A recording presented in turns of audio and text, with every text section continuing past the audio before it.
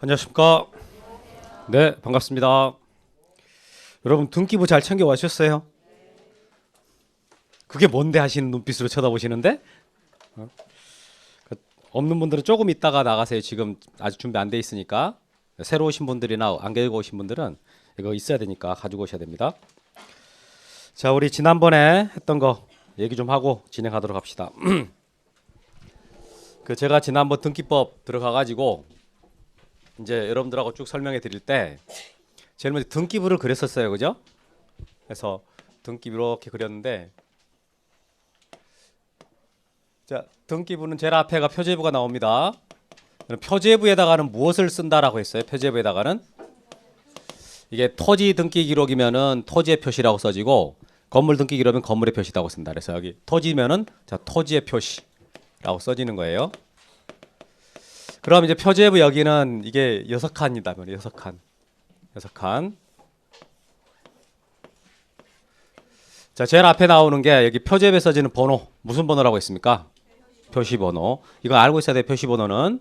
자, 표시번호가 써지고, 그 다음에 이 등기가 접수가 돼야 되니까 이제 접수가 되고요. 그 다음에 토지의 표시가 써져야 되거든. 그러니까 토지의 표시는 뭐가 있어요? 소재, 지번, 지목, 면적 쓰는 겁니다. 소재, 지번, 지목, 면적 이렇게. 그 다음에 여기는 등기 원인 및 기타 사항 이렇게 써지는 거다. 자, 이게 표제부고, 그 다음에 이제 갑구하고 울구가 있잖아요. 그럼 갑구 울구 나오는데, 자, 갑구하고 울구는 모양은 똑같이 생겼다. 그래서 이게 갑구로 나가고요. 갑구에는 무엇을 기록한다 합니까? 소유권 이렇게 하면 안 되죠, 그죠? 소유권에 관한 사항, 관한 사항을 쓴다 이렇게 하시고, 그 다음 이제 울구도 갑구랑 똑같이 생겼거든요.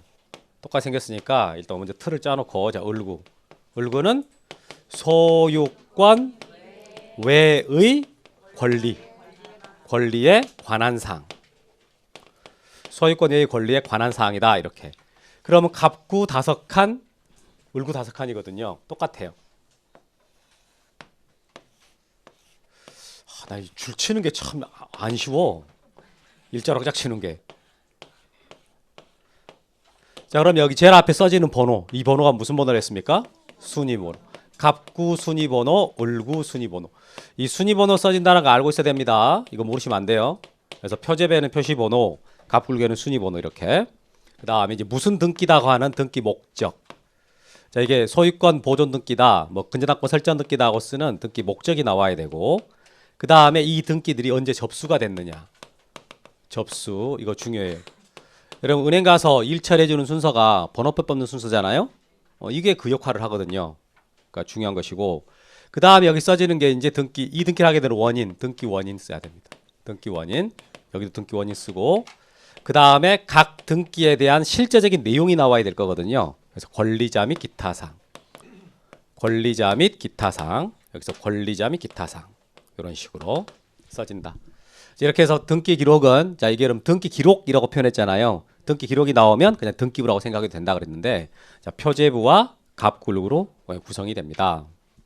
그래서 등기라는 게 무슨 뜻인가요? 자, 등기라는 게 무슨 뜻이냐라고 했을 때 등기부에다가 기록하는 것이다. 누가요? 등기관이. 등기관이 등기부에다 기록하는데 무엇을 기록하나요? 자, 무엇을 기록하나요? 라는 게 써 있잖아요. 그죠? 토지의 표시, 건물의 표시 합치면 부동산의 표시.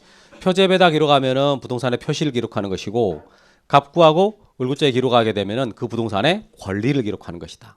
그래서 등기관이 등기부에다가 부동산의 표시나 그 부동산에 대한 권리 관계를 기록하는 것, 그걸 등기라고 합니다. 이렇게.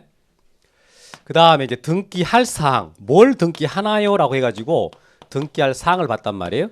그럼 결국은 여기다가 등기를 하는 거니까, 자, 표제부에다가 등기할 사항은 뭐냐라고 했을 때 부동산이죠. 토지와 건물, 어떤 토지, 어떤 건물, 이게 등기되느냐, 이거.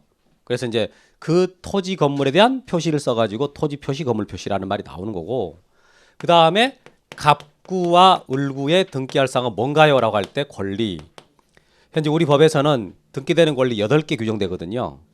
권리는 크게 물권하고 채권이 있는데, 자, 물권하고 채권 중에 어떤 권리가 주로 등기된다라고 했습니까? 물권. 왜냐? 이게 지금 토지가 부동산 아니에요. 이 부동산이 있다라고 쓰고 이 부동산에 관한 소유권이 써지는 거고요. 이 부동산에 관한 저당권, 전세권이 써지는 거거든요. 그러니까 이 부동산에 관한 권리가 써지니까 주로 물권이 등기가 되는 것이다 라고 했었죠. 그런데 여기서 이 부동산과 권리를 한 다음에 이 부동산에서 부동산의 일부라는 말이 나온다. 부동산의 일부라는 말이 나오게 되고 이 권리라는 말에서는 권리의 일부라는 말이 나오긴 할 테지만 시험에서는 그 말이 안 나온다 그랬잖아요. 시험은 주로 소유권의 일부라는 말이 나온다 이랬어. 그럼 부동산의 일부라는 말은 땅이나 건물의 한 부분인데 이것은 범위가 딱 특정이 된다 안 된다? 된다 그렇지 된다. 땅이나 건물 여기 딱 범위가 특정이 된다고. 이제 소유권의 일부라는 것은 지분이잖아요. 자, 지분 이 건물에 대해서 만약에 B하고 C가 2분의 1씩 소유를 하고 있다라고 한다면 B가 소유권의 일부인 지분 2분의 1을 갖잖아요. 이럴 때 B는 이 건물 어디까지 소유자다라고 범위를 정할 수 있나요? 그거 안 된다 그랬지. 지분이라는 것은 범위가 특정이 안 된다. 그래서 부동산의 일부는 범위가 딱 특정이 되지만 이 지분은 범위가 특정이 안 된다 그랬어요. 그 특징을 알고 있어야 돼. 그래서 이제 이렇게 한 다음에 여기다가 되냐 안 되냐고 물어봤잖아요. 그럼 OX거든 이거. 이거 위에가 뭐가 써졌어요? 전세권 빌려주는 거. 뭐 빌려주는 거 전세권. 그러니까 토지 일부나 건물 일부에는 전세권 설정할 수 있단 말이죠. 이때 분할해야만 할 수 있어요. 분할 안 하고도 할 수 있어요. 안 하고 그냥 그 상태에서 일부에다가 전세권 이런 거 할 수 있다. 근데 지분에다가는 전세권을 못 한다 그랬습니다.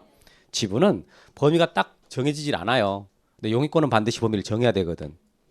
그 다음에 소유권을 이전한다거나 저당권 설정하는 게 되겠습니까? 라고 했을 때 토지나 건물 일부에다가는 안 된다. 그때 여기서 분할하면 되잖아요 라고 생각할 수 있지만은 여기서 그걸 묻는 게 아니라 그랬죠. 한 필지인 상태를 놓고 그 한 필지인 상태에서 일부에 대한 소유권 이전이 가능하냐 이렇게 묻는 거라 그랬잖아요.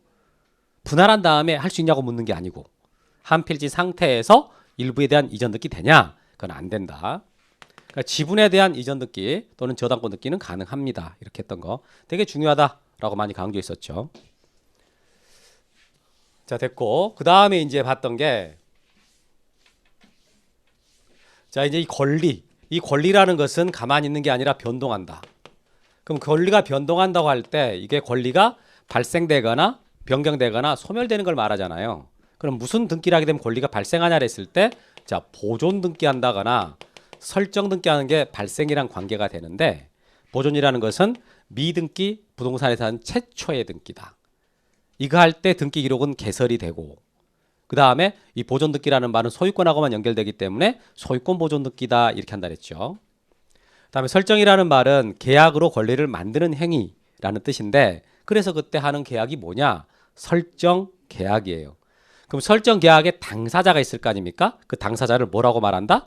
무슨 권 설정자, 무슨 권자.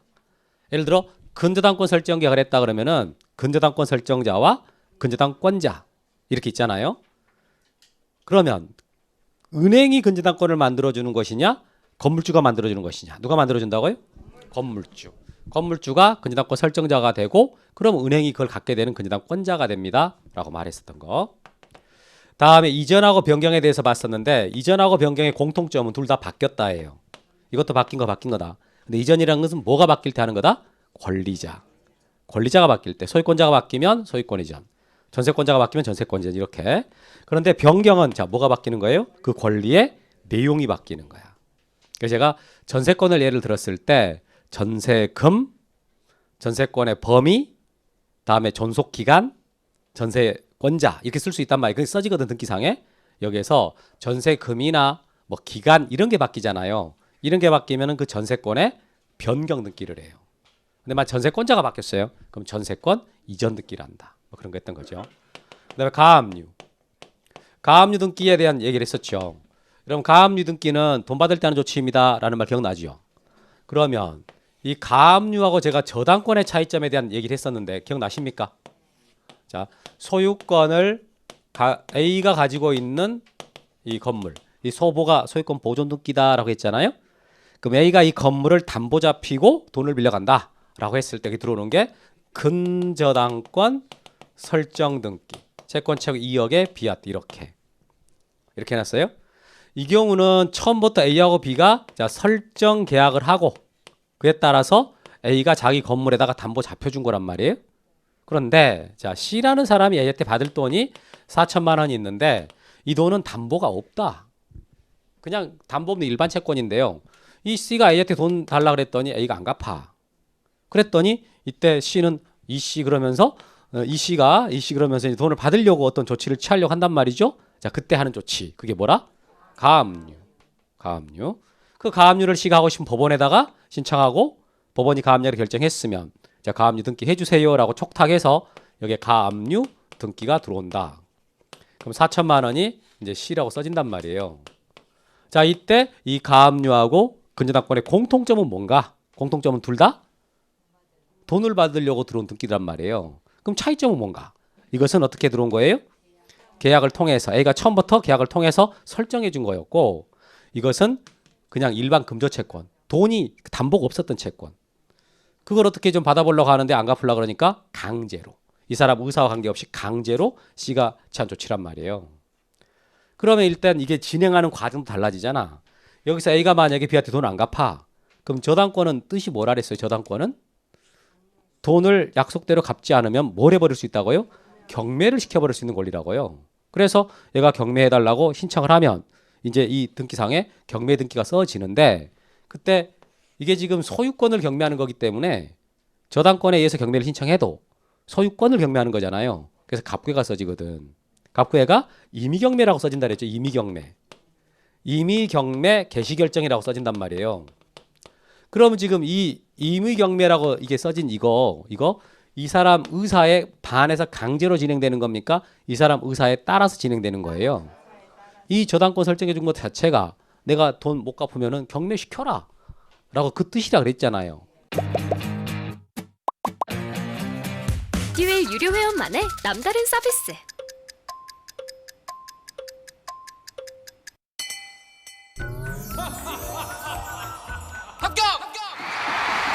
합격하고 돈도 받는 혜택. 오직 에듀윌 유료 회원에게만. 에듀윌. 무료 합격!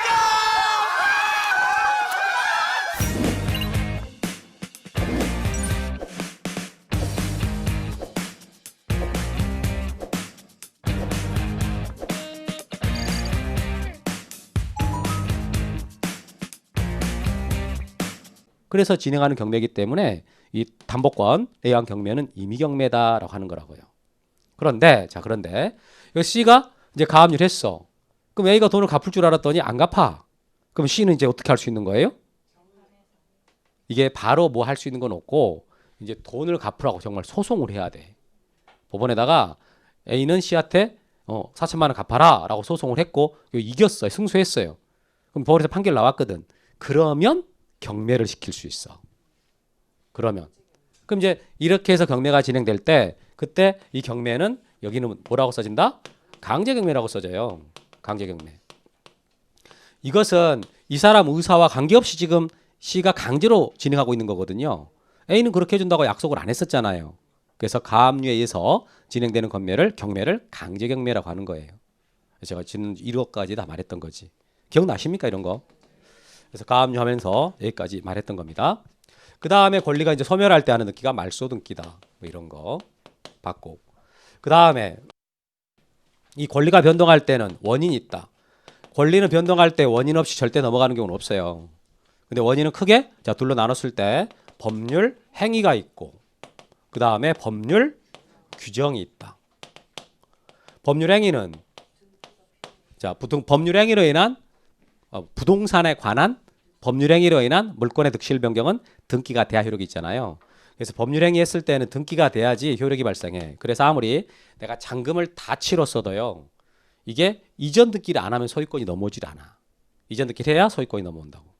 이 규정 때문에 그런다 그랬고 그런데 이 상속 같은 거 상속같이 법률에 규정이 한 것들은 등기를 안 해도 권리는 취득합니다. 다만 처분하려면 등기는 필요하긴 하지만 그러면은 등기를 안 해도 권리 취득한다 했는데 그럼 언제 취득하느냐라는 것들은 다 법률에 규정돼 있어. 그러니까 상속 같은 경우는 민법에가 규정돼 있거든요. 그래서 피상속이 사망할 때 효력 발생합니다. 이렇게 돼 있다고. 이런 것들. 그래서 법률 행위로 인한 경우와 법률에 규정한 경우가 있다. 그 다음에 등기할 사항으로서 갑굴구에는 권리만 써지는 게 아니라 권리자가 써지죠. 이 권리자가 써지는데 자 권리자 이거 다른 말로 뭐라고 한다라고 했습니까? 등기 명의인. 자 등기 명의인이라는 말을 그대로 해석하면 뜻이 뭐라고요? 그대로 해석해봐요. 등기상에 명의가 있는 사람. 즉 등기상에 명의 있는 사람이니까 그 등기상의 권리자. 그 등기상의 권리자를 표현할 때 등기 명의인이라고 합니다. 그럼 누가 등기 명의인 될 수 있는 자격이 있을까? 라고 할 때 자연인과 법인은 누구든지 다 된다. 다 돼요. 자연인 중에 안 되는 사람 없고 법인 중에 안 되는 법인 없어요. 다 돼. 근데 그 법인 중에 좀 특수한 경우로서 국가나 지방자치단체 이것도 법인이라 그랬잖아요. 그거 된다고. 근데 지자체는 시군 국가지만 되고 읍면동은 안 된다. 지자체가 헷갈리면은 여러분 선거로 뽑는 데까지가 지자체입니다. 이런 말 했어요. 그 다음에 이제 자연인과 법인 말고도 될 수 있는 자가 있느냐 이거 따져봤잖아요. 그때 이제 법인 아닌 사단, 재단 이런 거 있었죠. 그 법인 아닌 사단, 재단 말이 나오면 어려우니까 그냥 종중이나 교회 이런 거 생각해봐라. 그 문중 땅 교회 건물 이거 등기할 때 문중이나 교회 명의로 등기가 되느냐? 된다 안 된다? 된다. 현행 우리 등기법에서 그 사단 또는 재단을 등기 권리자 또는 등기 의무자로 한다라고 해가지고 법에서 규정해 줬어요. 할 수 있다 이렇게. 그 다음 민법상 조합. 자 민법상 조합 명의로 등기할 수 있습니까? 라고 했을 때 할 수 있다 없다? 그 민법상 조합이 뭐냐? 그럼 헷갈리니까 그냥 계모임. 계모임이라고 생각을 하고 그러면 계모임 이름 뭐였어요? 여정에. 오케이. 그런 거 기억이 나 이제 여정에. 인생 여정을 같이 하는 열상의 부부 모임. 거기서 이제 건물 하나 샀다. 여정의 계모임에서. 그럼 사가지고 그 건물에 대해서 이전 등기를 해야 된단 말이에요. 그 이전 등기를 해야 될 텐데 그럴 때 계모임 이름 여정의 명의로 등기가 된다 안 된다? 안 된다. 민법상 조합 명의로 등기를 못 해요. 그걸 이제 조합재산, 합의재산이라 그러잖아요. 합의재산 등기 어떻게 할 거냐라고 할 때는 조합원 전원 명의로 합의 등기를 하게 돼 있는데 그때 합의자의 지분은 기록이 된다 안 된다? 안 된다. 이게 올해 답이었어요. 정답. 올해 문제 정답이었다고 이거. 그래서 합의 지분 기록 안 된다. 이렇게. 그래서 민법상 조합 명의로 등기 안 되는데 그럼 어떻게 할 거냐라고 했을 때 그때 조합원 전원 명의로 합의 등기한다. 그때 합의자의 지분은 기록 안 된다. 이렇게. 학교 재산. 이게 학교 건물 운동장 이런 거 등기할 때 그거 누구 명의로 할 거냐라고 할 때 학교 명의로 하지는 않고 설립자 명의로 합니다. 이렇게. 그 학교 누구 겁니까? 라고 따져보면 된다 그랬죠. 사립학교면은 재단 거고 국공립학교면은 국가나 지자체 거고 이런 식으로 접근하시면 돼요. 자, 여기까지 해가지고 이제 우리가 제1장 등기할 사항이었고요. 제2장 등기부. 아직도 안 끝났습니까? 조금만 더 하면 돼? 지금 처음 오신 분들이 뭐 하는 거야? 혼자서 중얼거리고. 지난주에 배운 거 한 거야. 지난주에 배운 거 복습하는 거예요. 그래서 자, 등기부에 대해서 이제 보는데 여러분 등기부하고 등기 기록이라는 말이 나온다 그랬잖아요. 그래서 이 말이 나오면 그냥 등기부라고 생각하고 읽어버려라. 그럼 된다. 그런데 저거 만약에 두 개 중에 하나라도 내가 정확하게 개념을 알고 싶다, 외우고 싶다. 그러면 등기 기록을 외우는 게 좋다. 한 필의 토지 또는 한 개의 건물에 관한 등기 정보 자료를 말합니다. 이렇게 나오거든. 그러니까 보통 우리가 일반적인 사람들이 등기부라고 말하는 거 있잖아요. 그게 우리 법에서는 등기 기록이라고 쓰고 있는 거예요. 이 건물 등기부 봅시다라는 말을 정확하게 하면은 이 건물 등기 기록 좀 봅시다. 이게 맞아. 여튼 등기 기록이라는 말 나오면 등기부라고 생각해도 문제 안 된다. 그리고 이제 등기부를 우리나라는 크게 토지 등기부, 건물 등기부로 나누고 있잖아요. 그 등기부 편성할 때는 한 필의 토지 또는 한 개의 건물에 대해서 하나의 등기 기록을 둡니다. 그래서 부동산 하나마다 등기 기록은 하나만 두게 돼 있어. 그런데 아파트처럼 구분 건물은 한 동 건물에 속하는 전부에 대해서 하나의 등기 기록을 사용하지요. 그런데 거기서 하나의 등기 기록은 어떻게 합니까? 일동 전체에 대해서는 표제반을 두고 각 구분 건물마다 표제부, 갑굴구를 둔다. 이렇게 지난주 여기까지 한 거거든요. 그럼 지금 제가 말한 것을 여러분 그림으로 나타낼 수 있습니까? 자, 이 레미안 101동 이게 총 50세대다. 이게 레미안 101동인데 50세대예요. 그럼 부동산은 몇 개 있는 거라고요? 부동산은 몇 개? 각 세대가 독립된다 부동산이잖아요. 그 원칙대로 간다면 등기 기록은 몇 개가 있어야 되는데 50개가 있어야 되죠. 50개가 있어야 되는데 그런데 방금 우리 등기법에서는 뭐라고 그랬습니까? 한동 건물에 속하는 전부에 대해서 하나의 등기 기록을 사용한다 그랬거든.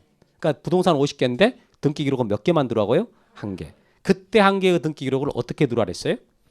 이 한동 전체에 대해서는 표제부만을 두고 그다음에 각 구분 건물마다 표제부 갑굴구 들어라 그랬잖아요. 그러니까 101호에 대한 표제부 갑굴구 102호에 된 거 그 제일 마지막에 있는 것까지 이렇게 전부 다. 그래서 표제부 갑굴구가 전체에서 몇 개가 있다고요? 50개가 있는 거지. 이걸 다 합쳐가지고 하나의 등기 기록이라고 합니다. 이렇게. 그래서 이 구분 건물 등기 기록을 이렇게 쭉 편성했을 때요. 어떻게 그림으로 나타나는지를 기억하는 게 좋아요. 이렇게. 오케이? 자, 여기까지가 우리가 설명했던 내용이에요. 지난주에. 여러분 그 등기 기록 안 가지고 계신 분 가서 좀 가지고 오세요. 지금 없는 분들. 사무실에 가서 달라 그러세요? 네. 필요해. 1교시 때 써야 돼요.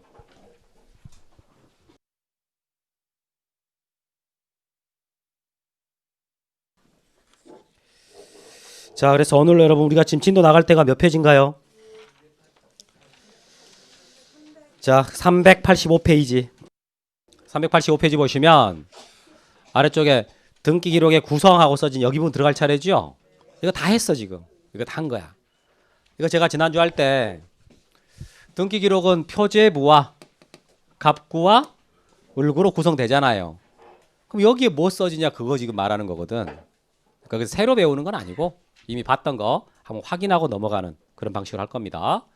자, 봐보니까 거기 보시니까 자, 등기 기록에는 부동산 표시에 관한 사항을 기록하는 표제부와라고 나오죠. 자, 표제부 동그라미 쳐주고 표제부는 뭘 쓴다고요? 부동산 표시에 관한 사항. 그 다음에 385페이지 맨 아래쪽. 다음에 자, 소유권에 관한 사항 기록하는 갑구 동그라미. 다음 소유권 외의 권리에 관한 사항 기록하는 을구 동그라미. 그래서 하나의 등기 기록은 어떻게 구성된다고요? 표제부와 갑구와 을구. 그럼 표제부에는 뭘 쓰는 거예요? 자, 이게 토지 등기부다. 토지 등기부. 그럼 토지 등기부면은 뭘 쓰고요? 토지의 표시. 건물 등기부면은 건물의 표시. 그럼 토지의 표시라고 할 때는 뭐가 있어요? 토지의 표시로는 소재, 지번, 지목, 면적 이걸 쓰는 거예요. 물론 앞에는 무슨 번호 쓰고요? 표시번호. 이거 쓰고 그 다음에 접수 쓴 다음에 소재, 지번, 지목을 쓰는 겁니다. 건물 등기부다. 건물 등기부다 그럼 뭐가 써질까요? 똑같이 표시번호 접수 쓰거든 소재, 지번은 다 나와야 되겠지. 그럼 지목은 나오진 않을 거 아니에요. 그럼 건물 등기부에 뭐가 나올까? 이게 건물이 몇 층짜리 건물이냐가 나오겠죠. 그쵸? 그 다음 이것이 철근 콘크리트 건물인지 벽돌 건물인지 기와지붕 건물인지 이런 거 나올 거거든요. 등기부 때문에 나와요. 그게 건물의 구조예요. 그리고 이게 아파트인지 단독주택인지 창고인지 상가 건물인지 있잖아요. 건물의 종류가 나와요. 그리고 이게 면적이 얼마가 된다라는 거 있지 않습니까? 그것도 나옵니다. 그래서 거기 표제부 봐보면은 자, 표제부에는 부동산 표시에 관한 사항과 변경에 관한 사항을 기록하게 되는데 자, 구체적으로 토지 표시 동그라미 치고 토지 등기부 동그라미 치고 자, 386페이지하고 386페이지 토지 등기부에는 자, 표시번호 쓰고요. 접수연월일 쓴 다음에 소재, 지번, 지목, 면적 쓴다. 토지 표시니까 소재, 지번, 지목, 면적 나오는 거예요. 그다음 건물 등기부 동그라미 치고 거기 표시번호 씁니다. 그 접수 날짜 나오고 그 다음에 나오는 거 소재, 지번, 건물 번호는 됐고요. 다음에 거기 옆에 써지는 종류, 구조, 면적 이거 써진 거 있잖아요. 거기 줄 쳐봐요. 이게 아파트냐 창고냐 이런 거 나오고 그 다음에 몇 층짜리 건물이냐 철근 건물이냐 이런 거 있잖아요. 그런 거 나와요.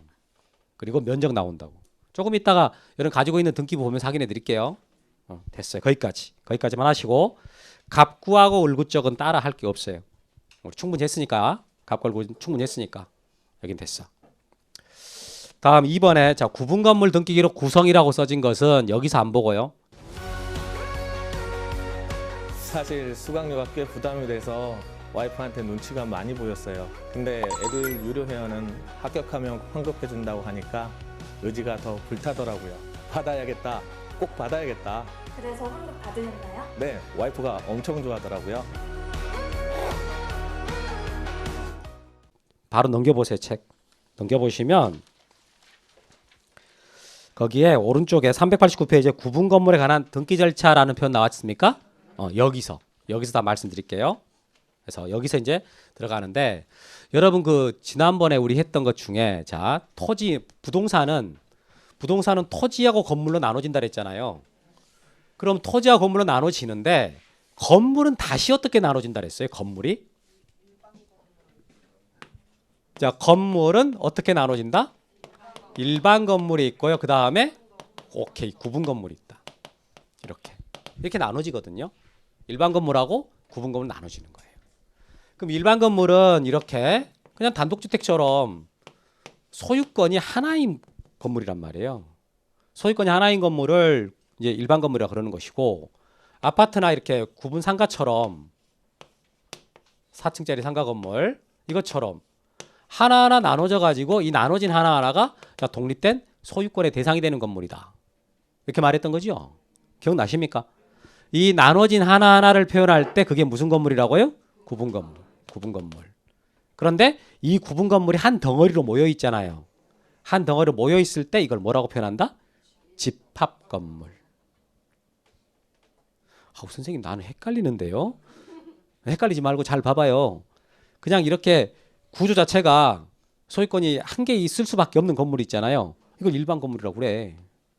근데 이렇게 나눠져 가지고 하나하나들이 다 독립된 소유권의 대상이 될 수 있는 건물들 이거 하나하나씩을 말할 때는 뭐라고 표현하고? 구분 건물이라 그래. 그런데 덩어리째 표현할 때 이거 한 동 전체 말할 때 그땐 집합 건물이라 그래요. 그러니까 이 개념과 이 개념이 나눠지긴 하는데 그런데 그냥 같다라고 생각해도 돼. 우리 법도 섞어서 써버리거든. 집합 건물, 구분 건물이 같은 말이라고 생각하면 돼요. 오케이? 그래서 자 거기 구분 건물의 의 좀 봐봅시다. 자 이제 진도 들어간 거예요. 예. 구분 건물이란 일동 건물 중 자 구조상, 이용상, 독립성을 갖추고 독립한 소유권이 있다. 권리의 목적이 될 수 있는 건물 부분이다. 이렇게. 이러한 각 구분 건물이 속하는 일동 건물 전체 이것을 집합 건물이라고 한다. 나눠놨긴 했지만 그냥 같은 말입니다라고 생각해도 됩니다. 오케이. 그런데 여러분 구분 건물이 되려면 요건이 필요한데요. 자 칠판 좀 봐보세요. 이 건물을 구분 건물로 할 수 있겠어요? 안 되겠어요? 이건 안 되지. 나눠져 있지 않잖아. 그러니까 여기처럼 딱딱 나눠져 있어야 이게 구분 건물이 될 수 있는 거거든요. 이걸 보고 객관적 요건이라고 그래. 객관적 요건. 딱딱 나눠져 있어야 된다. 그런데 여러분 이거 건물주가요. 그럼 이렇게 객관적 요건이 다 갖춰졌으니까 꼭 구분 건물로 등기를 해야 되는 거예요? 그냥 일반 건물로 해도 되나요? 지 마음이죠. 소유자 뜻에 따라 가지고 구분 건물 될 수도 있고 일반 건물 될 수도 있다 그랬잖아. 그러니까 요것만 필요한 게 아니라 뭐가 필요하다고요? 주관적 요건으로서 소유자의 의사가 필요하다. 우리 지난주에 이거 했던 말이죠. 여기 보시니까 거기. 자 구분 건물의 요건 봐보시면은 자 구분 건물이 되기 위해서는요 일동에 속하는 건물 부분이 다른 건물과 구조적으로 독립돼 있어야 돼. 딱딱 나눠져 있어야 돼.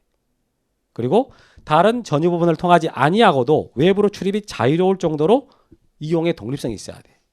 이걸 보고요. 1번에 써진 걸 보고 객관적 요건이라고 표현합니다. 이걸 뭐라 그런다고요? 객관적 요건. 그런데 2번에 자 구분 건물로 등기를 하기 위해서는요. 객관적 요건뿐만 아니라 자 주관적 요건으로서요. 구분 건물로 하려는 소유자 의사가 필요합니다라는 말이 나왔거든. 알아들었죠? 자 끌어주고 즉 하고 써진 거 있죠. 그거 좀 읽어봐요.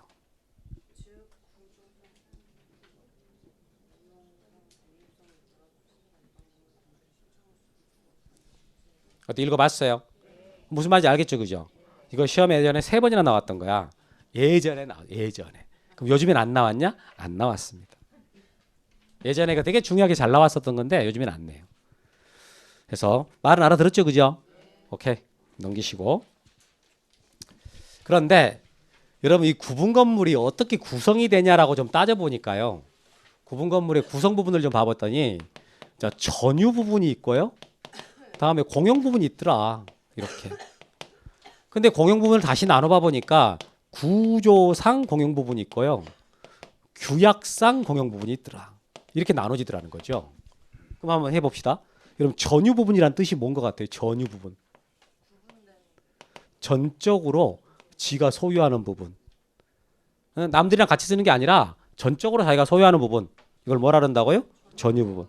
그럼 공용 부분은 무슨 뜻이겠어요? 공동으로 사용하는 부분. 공동으로 사용하는 같이 사용하는 부분이 있죠. 그걸 공용 부분이라고 그래.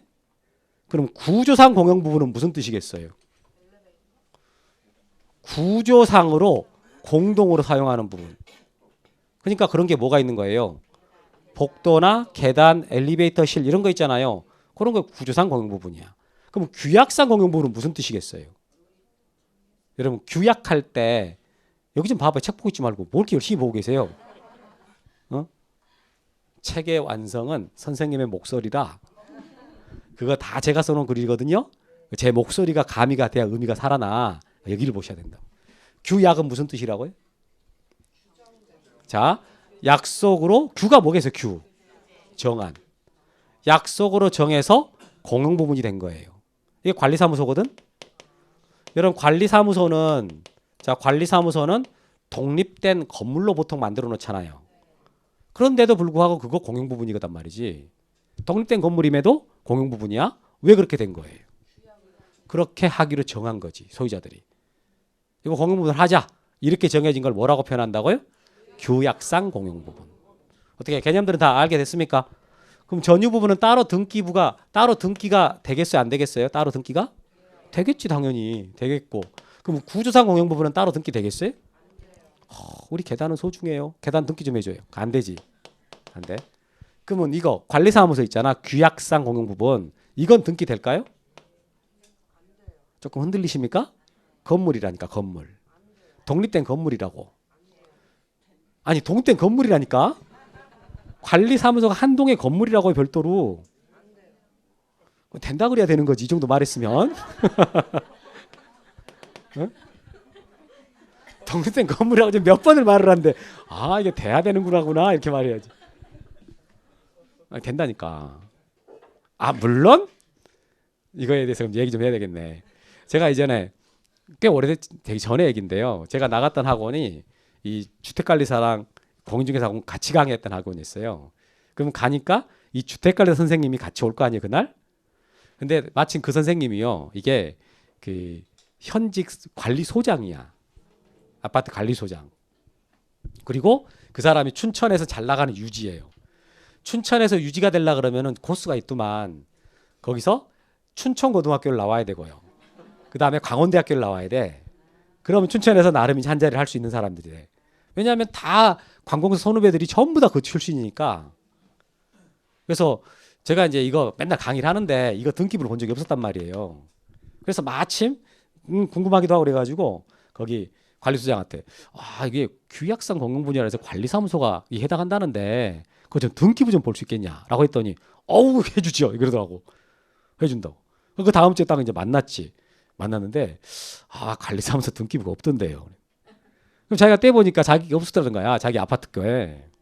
그래가지고 이제 마침 후배가 거기 등기소장이라 거기 다 같은 선후배니까 이제 걔한테 말을 해봤더니 그 후배 등기소장이 춘천 시내에 있는 아파트들 관리사무소 등기 한 개도 안 만들어져 있다라는 거예요. 그럼 뭐냐 이거? 왜 안 만들어져 있을까? 여러분 관리사무소를 팔아버릴 수 있겠습니까? 담보 잡히고 저당권 설정할 수 있겠어요. 그러니까 현실적으로 이게 어떤 권리 변동이 생길 일이 없는 거야. 그 건물 자체만 갖고는. 근데 처음에 보존 등기 할 때 사람 들어가고 돈 들어갈 거 아니에요.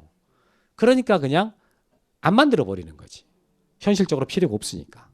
그러나 법에서는 관리사무소가 등기 대상이다 아니다? 이다. 그거 등기 어떻게 만든다라는 것들이 다 규정돼 있거든. 현실적으로는 안 만들지만 그럼 우리 시험에 이게 나올 것 같아? 안 나올 것 같아? 나옵니다. 나와. 그래서 나중에 관리사무소에 대한 설명, 규약상 공용 부분 있잖아요. 이 부분에 대한 내용을 설명해 드릴 거라고. 지금은 이제 이 정도만 하지만 일단 등기는 된다 정도로 하시면 돼. 그런데 이제 이게 여러분 보시면 우리가 자 33평짜리 아파트라고 봐요. 자 33평짜리 아파트인데 보통 그럼 전유 부분이 한 25평 되죠. 그잖아요. 그 다음에 이게 구조상 공용 부분과 규약상 공용 부분 합쳐가지고 공용 부분이라 그러잖아요. 여기에 8평 가 있는 거예요. 8평. 이렇게. 관리사무소에 여러분 지분이 있다니까요. 그럼 우리가 실제로 이제 등기를 할 때 내가 아파트 사가지고 소유권 이전 등기를 한다 라고 할 때는 이 세 군데 중에서 어디다가 등기할 것 같아요? 실제로 등기를 한다라고 할 때는 여기다가 합니다. 여기다가 등기를 하면 그 효력은 여기까지 미치게 돼 있는 거예요. 그럼 따로 여기 것만 떼가지고 등기할 수 있을까? 된다 안 된다? 나 관리사무소에 지분 얼마 있다는데 나 좀 돈이 급해서 그러니까 그거 좀 사. 내가 팔게. 이게 되겠어요? 안 된다라는 거지. 그러니까 이건 따로 거래 대상이 되지는 않아요. 그러니까 여기다가 등기하면 같이 묶여서 딸려가는 거지. 이것만 따로 등기는 안 되거든. 이걸 보고 전유 부분과 공용 부분의 일체성이 있다 이렇게 표현하는 겁니다. 오케이? 봐보시면 이 전유 부분은 이게 이제 별도로 등기가 돼요. 등기 대상이 된다라고 써 있죠. 그냥 책에 써진 대로 해도 되지만 전적으로 지가 소유하는 부분이다 이러면 돼요. 그 다음에 구조상 공용 부분은 구조적으로 공동으로 사용하는 부분이니까 뭐 복도나 계단, 엘리베이터 이런 거예요. 이건 따로 등기는 안 돼. 별도의 등기 대상이 될 수 없다. 규약상 공용 부분은 약속으로 정해서 공용 부분이 된 겁니다. 이건 좀 읽어볼게요. 자, 독립된 건물로서 기능을 수행할 수 있는 구분 건물이나 부속 건물을 규약 또는 공정증서로 이거 공용 부분으로 한 것을 말합니다라고 하거든. 이거 나오면 예로서 뭐가 떠오르면 된다고요? 관리사무소. 오케이. 따로 등기됩니다. 이것은. 다음에 2번. 자, 일체성이 있다 그랬는데 전유 부분에 대한 처분이 있을 경우에는요. 공용 부분도 이에 당연히 따르는 것으로 하고 공용 부분만을 분리해서 처분할 수 없습니다.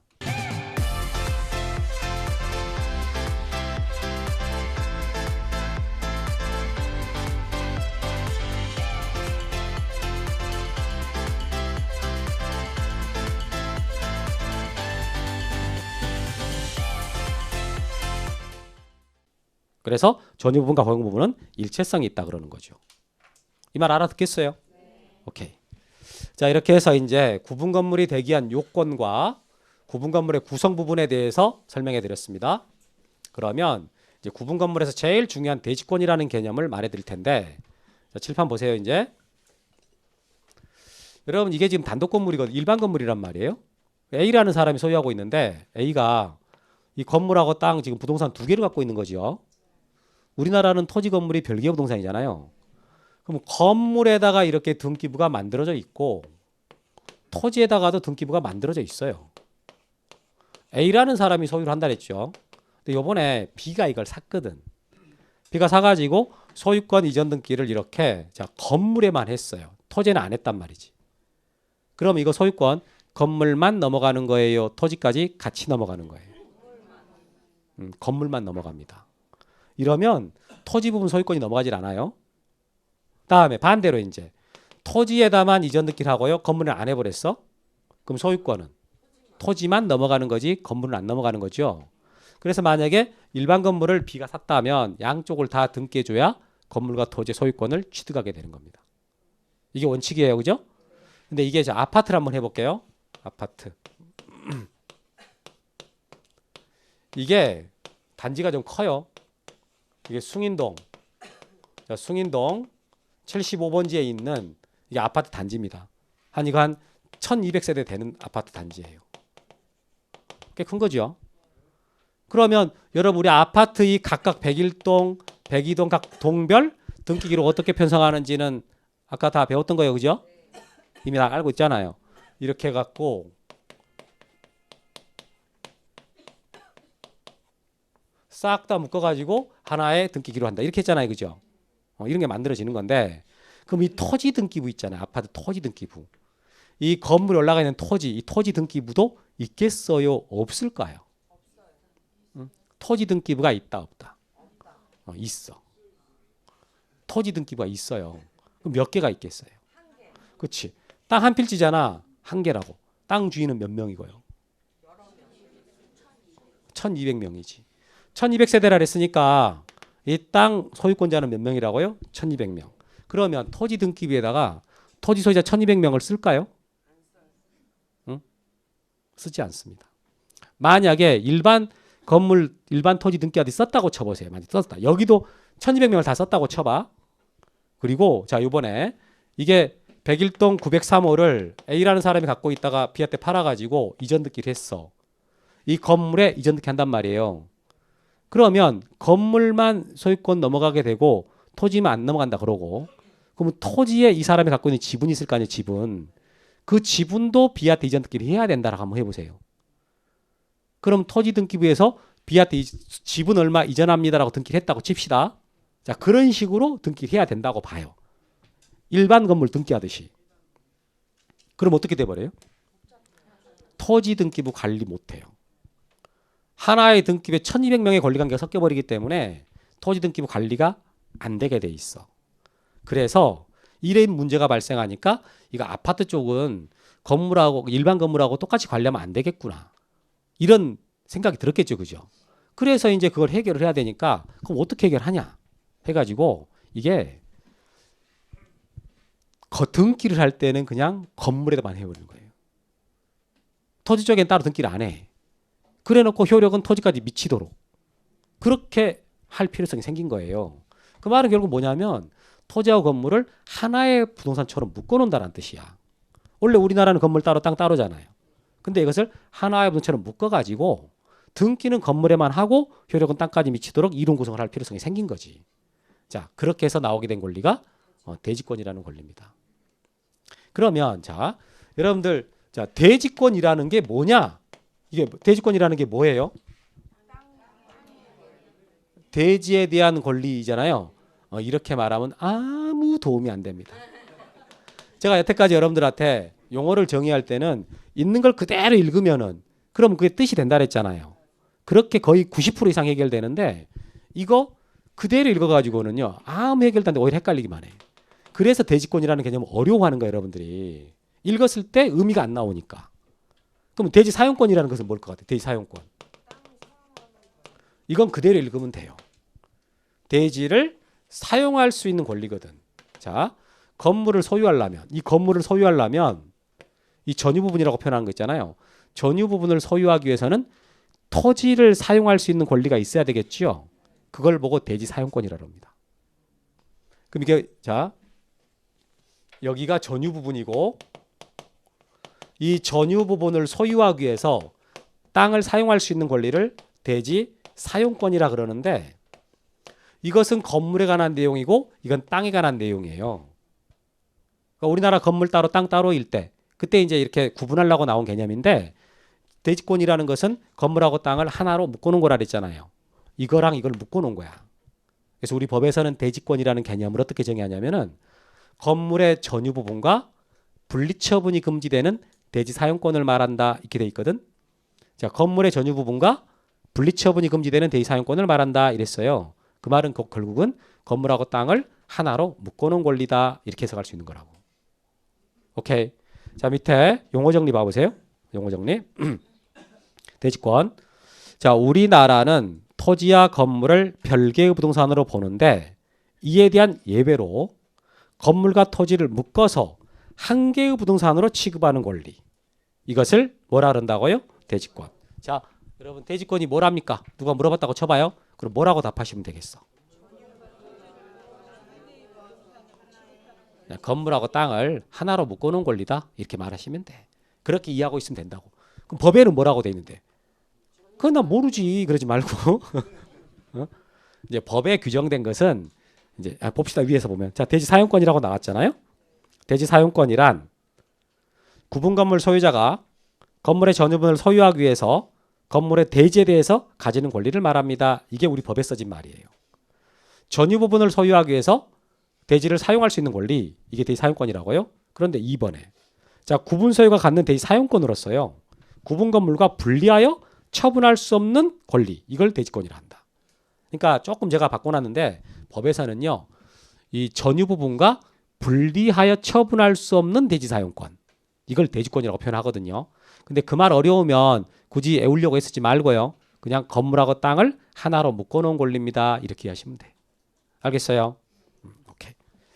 자, 그러면 하나 더, 그 밑에 다시 용어 정리 내려와 보면은 거기 지금 이게 건물하고 토지 이렇게 돼 있잖아요. 자, 칠판 보세요. 이제 자, 우리나라는 원래 토지와 건물이 따로따로인데 대지권이 설정이 돼버리면 어떻게 된다고요? 건물하고 땅을 하나의 부동산으로 본다. 하나의 부동산으로.